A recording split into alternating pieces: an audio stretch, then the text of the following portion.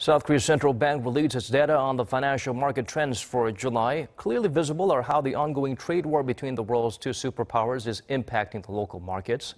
Kim Hyesung help us look beyond the digits.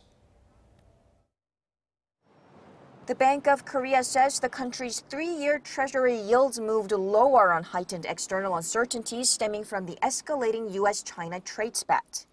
Yields fell 0.08% from 2.2% between end of May to the end of June, remained at 2.1% through the end of July, then fell slightly to 2.07% as of Wednesday.